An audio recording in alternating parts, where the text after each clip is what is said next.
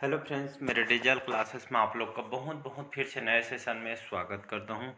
तो छत्तीसगढ़ के हम ऊर्जा संसाधन के बारे में पढ़ रहे थे। हमारा दूसरा पार्ट है, पहला पार्ट अपलोड हो चुकी है, तो इसको बढ़िया जाके देखिएगा। तो इम्पोर्टेंट क्वेश्चन यहाँ पे इंक्लूड किया गया है। छत्तीसगढ़ पीएससी, व्यापम, पुलिस वगैरह कोई भी एग्जाम को जैसे छत्तीसगढ़ के आप प्रिपरेशन कर रहे होंगे तो सभी एग्जाम के लिए इम्पोर्टेंट है।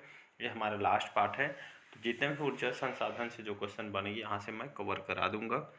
और यहाँ से बहुत सारे क्वेश्चन जो पूछे जा सकते हैं उसमें इंक्लूड कर दिया गया है। यहाँ से क्वेश्चन आपके पूछे भी गए हैं, तो लगभग सभी एग्जाम के लिए इम्पोर्टेंट है। मतलब कंपलसरी एक ही एग्जाम के लिए नहीं है, सभी एग्जाम के लिए, प्री मेंस मतलब सब में काम आएगा। तो जो है आपका जो नोटिफिकेशन पीएससी का भी आ चुकी है, 242 पोस्ट वैकेंसी आई है और उसमें जो है जो रिक्वायरमेंट उसमें बढ़ के आएगी। मतलब जो आपका जो पोस्ट है इसमें डीएसपी वगैरह का नहीं जुड़ा है, लेकिन ये आपका भर्ती इसमें डीएसपी का और कुछ कुछ वैकेंसी इसमें आएगी। तो चलिए सेशन बढ़ाते आगे। 12 क्वेश्चन मैं कवर कराया था, तो ये हमारा 13वां क्वेश्चन देखते हैं। यहाँ पे गंगरेल जल विद्युत जो केंद्र धमतरी में कब निर्मित किया गया है? वर्ष 1977 में, वर्ष 1978 में, वर्ष 1989 में या वर्ष 1980 में? तो गंगरेल जल विद्युत केंद्र धमतरी में कब इसका निर्माण किया गया है, इसको कब निर्मित किया गया?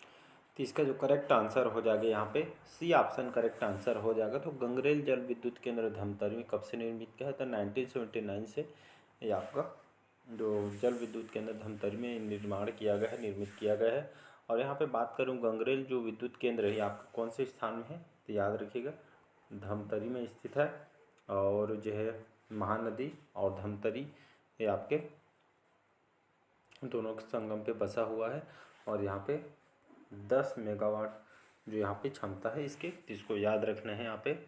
इसी तरह हसदेव बांगो जल विद्युत जो गृह आपके कोरबा में है, 1995 में जो इसकी स्थापना किया था। और कौन सी नदी में है? ये हसदेव नदी जो आपके कोरबा में है। तो यहाँ पे जो है इस नदी पे बना हुआ है। और इसकी क्षमता देखेंगे, ये आपका हसदेव बांगो जल विद्युत गृह देखेंगे तो 120 मेगावाट इसकी क्षमता है, तो इसको याद रखिएगा। अगला क्वेश्चन देखते हैं। अगला क्वेश्चन देखते हैं यहाँ पे, छत्तीसगढ़ राज्य विद्युत मंडल का जो गठन 15 नवंबर सन 2000 को किसकी अध्यक्षता में हुआ था? तो आपको सभी को पता होगा हमारे छत्तीसगढ़ जो इलेक्ट्रिसिटी जो बोर्ड जो मंडल का जो गठन है 15 नवंबर सन 2000 को किया गया था। कौन से सन में? 15 नवंबर, इसको तो रट लेना है आपको। तो 15 नवंबर 2000 को जो है इसके गठन किया गया था। और इसकी जो अध्यक्षता किसने की थी? रवि भारती ने, अशोक मिश्रा ने, सुनील मिश्रा ने, या इनमें से कोई नहीं? तो इसका जैसी ऑप्शन करेक्ट आंसर हो जाएगा। याद रखें, तो छत्तीसगढ़ राज्य विद्युत मंडल का जो गठन है 2000 में किया था, 15 नवंबर 2000। लेकिन इसकी जो अध्यक्षता किसने की थी? तो सुनील मिश्रा जी ने इसकी अध्यक्षता की थी। मतलब आपका सी ऑप्शन यहाँ पे करेक्ट आंसर हो जाएगा। अगला क्वेश्चन देखते हैं। अगला क्वेश्चन देखते हैं यहाँ पे, किस जिले में मड़वा ताप विद्युत परियोजना अवस्थित है? तो मड़वा पिछले सेशन में इसको बताया था। तो कौन से जिले में मड़वा ताप विद्युत परियोजना अवस्थित है या स्थित है? बलौदाबाजार, बिलासपुर, सरगुजा या डी आपके जांजगीर चांपा? तो ये आपका जो है प्री में क्वेश्चन आया था, पीएससी प्री में। तो इसका जो करेक्ट आंसर हो जाएगा जांजगीर चांपा, इसका करेक्ट आंसर हो जाएगा। तो याद रखिए आपका जो मड़वा ताप विद्युत जो परियोजना है आपका जांजगीर चांपा में स्थित है। और मड़वा जो तेंदूभाटा, मड़वा तेंदूभाटा जांजगीर चांपा में है। लगभग 1000 मेगावाट, 1000 मेगावाट जो है यहाँ पर 500 मेगावाट का 2 यूनिट कार्यरत, मतलब 1000 मेगावाट के हैं और 5500 करके 2 यूनिट यहाँ पे अभी भी कार्य चल रहे हैं। तो कहाँ पे है? जांजगीर चांपा में है, तो इसको याद रखिएगा। अगला क्वेश्चन देखते हैं।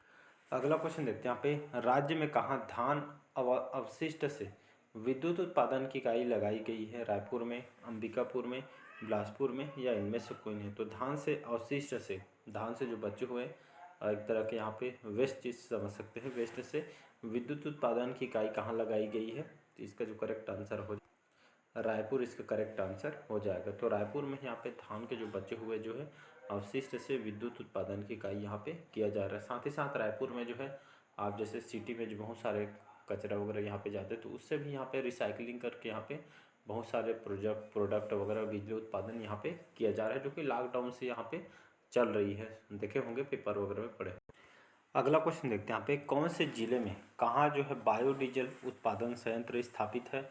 बस्तर, दंतेवाड़ा, रायपुर या उपरोक्त में से कोई नहीं। तो छत्तीसगढ़ में देखेंगे तो बायोडीजल, जो बायोडीजल उत्पादन संयंत्र कहाँ पे स्थापित किया गया है, तो इसका जो करेक्ट आंसर, तो कहाँ जो है बायोडीजल उत्पादन संयंत्र स्थापित है, तो यहाँ पे करेक्ट आंसर रायपुर इसका करेक्ट आंसर हो जाएगा, सी ऑप्शन। तो यहाँ पे बायोडीजल उत्पादन संयंत्र भी स्थापित किया। बायोडीजल क्या होता है, तो बायोडीजल जो है एक यहाँ पे नवीकरणीय ऊर्जा स्रोत के अंतर्गत आती है। बायोडीजल जो है आपका एक स्वच्छ ईंधन है, मतलब कोई भी इसमें जैसे केमिकल वगैरह इसमें नहीं मिलाया जाता। इसको सरकार जो है इसको बहुत बढ़ावा भी दिया जा रहा है। क्यों बढ़ावा दिया जा रहा है, अभी जो G20 जो समिट हुआ है नई दिल्ली के मंडपम में, तो G20 से बहुत सारा क्वेश्चन पूछा जाएगा, तो इसको रट लेना है आपको, मेंस में भी काम आएगा और आपका वनडे एग्जाम और सभी एग्जाम में काम आएगा।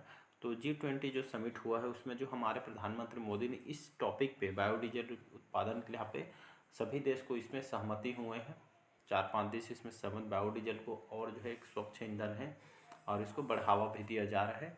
तो ये आपका जो बायोडीजल हमारे लिए एक स्वच्छ मतलब ईंधन है, इसको बढ़ावा भी दिया जा रहा है। इसे जो है इसको भविष्य का ईंधन भी बताया जा रहा है, तो इसको याद रखिएगा, इसी ऑप्शन करेक्ट आंसर हो जाएगा। अगला क्वेश्चन देखते हैं यहाँ पे, अगला क्वेश्चन देखते हैं यहाँ पे, छत्तीसगढ़ बायोफ्यूल विकास प्राधिकरण जिसे CBDA बोलते हैं, इसका जो गठन राज्य सरकार द्वारा कब किया गया है, 15 जनवरी 2005 को, 10 दिसंबर 2006 को, 26 जनवरी 2005 को, या उपरोक्त में से कोई नहीं। तो छत्तीसगढ़ बायोफ्यूल जो विकास प्राधिकरण है इसका जो गठन है छत्तीसगढ़ सरकार के द्वारा कब किया गया, तो इसका जो करेक्ट आंसर हो जाएगा 26 जनवरी सन 2005 को इस बायोफ्यूल विकास जो प्राधिकरण के यहाँ पर इसको गठन किया गया है। तो इसको याद रखिएगा, सी ऑप्शन करेक्ट आंसर। तो यहाँ पे जो इसका जो गठन है राज्य सरकार द्वारा 26 जनवरी 2005 को इसको किया गया। ये आपका जो है बायोफ्यूल जो विकास प्राधिकरण, इससे काम क्या होता है, इससे कार्य क्या होता है थोड़ा समझते हैं।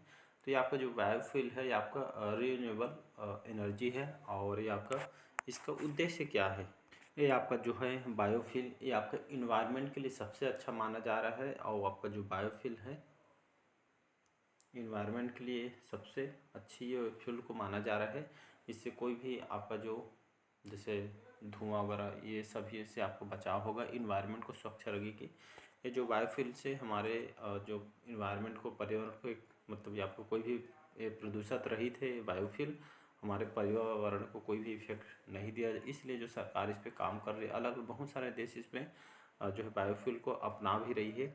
इसके उपयोग से देखेंगे तो पर्यावरण यहाँ पे कम प्रदूषण होता है, कहने का मतलब, इसलिए जो बायोफ्यूल इसको बढ़ावा दिया जा रहा है। अगला क्वेश्चन देखते हैं, अगला क्वेश्चन देखते हैं यहाँ पे, छत्तीसगढ़ राज्य अक्षय ऊर्जा विकास जो अभिकरण है जिसको हम क्रेडा बोलते हैं, ये यहाँ से PSC वगैरह व्यापम वगैरह में क्वेश्चन यहाँ से पूछा गया, तो इसको फिर से रिपीट कर रहा हूँ मैं क्वेश्चन को। छत्तीसगढ़ राज्य अक्षय ऊर्जा विकास जो अभिकरण है जिसको शॉर्टकट में इसको हम क्रेडा बोलते हैं, ऐसे यहाँ पे क्रेडा जो है Chhattisgarh renewable energy development agency का फुल फॉर्म होता है। एग्जाम में क्वेश्चन पूछा है। इसका जो प्रधान कार्यालय है आपके रायपुर में, बस्तर में, दंतेवाड़ा में, या इनमें से कोई, तो इसका जो करेक्ट आंसर हो जाएगा ए ऑप्शन करेक्ट आंसर हो जाएगा, याद रखिएगा। तो इसका जो मुख्यालय है, जो प्रधान कार्यालय है रायपुर में स्थित है। इसकी स्थापना से भी क्वेश्चन पूछा जा सकता है, तो 25 मई सन 2001, याद रखिएगा। तो छत्तीसगढ़ अक्षय ऊर्जा विकास जो अधिकरण है इसकी स्थापना 25 मई 2001 की स्थापना किया गया है। इसका हेडक्वार्टर मुख्यालय कहाँ है, तो रायपुर में है। और आपका कार्य क्या है, तो आपका जो सौर ऊर्जा पे आपका काम करते हैं, बिजली वगैरह उत्पादन यहाँ से होती है, ऊर्जा का स्रोत माध्यम है। और यहाँ पे देखेंगे आपका, तो इसकी जो स्थापना 25 मई 2001 की स्थापना किया गया है। तो गैर पारंपरिक ऊर्जा तकनीक है, तो इसको क्रेडा द्वारा रायपुर में ऊर्जा पार्क की भी स्थापना यहाँ पे किया गया है रायपुर में, तो इसको याद रखिएगा। अगला क्वेश्चन देखते हैं, अगला क्वेश्चन देखते हैं, निम्न में से किस जिले में भोपालपट्टनम परियोजना अवस्थित है, सुकमा में, बीजापुर में, धमतरी में, या दंतेवाड़ा में। तो कौन से जिले में भोपालपट्टनम परियोजना, तो याद रखिएगा सी ऑप्शन करेक्ट आंसर हो जाएगा। तो आपके धमतरी जिले में है आपका भोपालपट्टनम जो परियोजना आपका बना हुआ है। इसी तरह आपका जो है इसका धमतरी तो करेक्ट आंसर हो जाएगी। इसी तरह बहुत सारे परियोजना बना है, जो कि आपसे बोध घाट जल विद्युत परियोजना कहाँ है, दंतेवाड़ा में है, 500 मेगावाट इसकी क्षमता है। आपका जल विद्युत परियोजना है मटनार नाला जल विद्युत परियोजना कहाँ है? बस्तर में है, 60 मेगावाट इसकी जल विद्युत परियोजना है। कन्हार जल विद्युत परियोजना कहाँ है? तो ये आपके बलरामपुर में है, 60 मेगावाट इसकी क्षमता है। रेहर जल विद्युत परियोजना ये भी आपके बलरामपुर में है, 96 मेगावाट इसकी क्षमता है। तो ये आपके प्रस्तावित है जल विद्युत परियोजना है। अगला क्वेश्चन देखते हैं। अगला क्वेश्चन देखते हैं यहाँ पे, निम्नलिखित में से किस जिले में राज्य का पहले विद्युत गृह स्थित है? पूर्वी कोरबा ताप संयंत्र, एनटीपीसी कोरबा, हसदेव ताप विद्युत गृह, या इनमें से कोई नहीं। तो इसका जो करेक्ट आंसर हो जाएगा पूर्वी कोरबा जो ताप संयंत्र है, ये आपके कोरबा में जो है, छत्तीसगढ़ के कोरबा में ये आपका पहला विद्युत गृह है। और इसकी जो स्थापना कब किया था? तो 1958 में, याद रखिएगा 1958 में जो है इसकी स्थापना किया था, जापान के सहयोग से यहाँ पे किया गया। तो इसको याद रखिएगा, इंपॉर्टेंट क्वेश्चन है आपका। अगला क्वेश्चन देखते हैं यहाँ पे, एनटीपीसी कोरबा से लाभान्वित होने वाले राज्य कौन से हैं? तो एनटीपीसी जो कोरबा है यहाँ से लाभान्वित वाले राज्य कौन से हैं? छत्तीसगढ़, मध्य प्रदेश, महाराष्ट्र, गुजरात, गोवा। छत्तीसगढ़, मध्य प्रदेश, महाराष्ट्र, उत्तर प्रदेश। छत्तीसगढ़, मध्य प्रदेश, बिहार, या डी है छत्तीसगढ़, मध्य प्रदेश और आपका उत्तर। तो इसका जो करेक्ट आंसर हो जाएगा, तो एनटीपीसी जो कोरबा में लाभान्वित होने वाले राज्य आपका कौन से? छत्तीसगढ़, मध्य प्रदेश, महाराष्ट्र, गुजरात और गोवा। ये जो 5 जो राज्य हैं, एनटीपीसी जो कोरबा है, एनटीपीसी कोरबा जमनीपाली में बना हुआ है। एनटीपीसी 1978 में स्थापना किया गया था। उत्पादन 1983 से उत्पादन हो रहा था। क्षमता लगभग 2600 मेगावाट इसकी क्षमता है बिजली उत्पादन करने की। और यहाँ पे छत्तीसगढ़, मध्य प्रदेश, महाराष्ट्र, गुजरात, गोवा, इन राज्यों को यहाँ पे मतलब ये आपका यहाँ से आपका जो लाभान्वित होने वाले राज्य हैं। तो यहाँ पे जो सप्लाई विद्युत का किया जाता है, तो इसको याद रखिएगा। और हसदेव बागों से जो है आपका जल वगैरह, और कोरबा से कोयला वगैरह यहाँ पे प्राप्ति होती है आपके एनटीपीसी कोरबा को। तो इसको याद रखना है। अगला क्वेश्चन देखते हैं।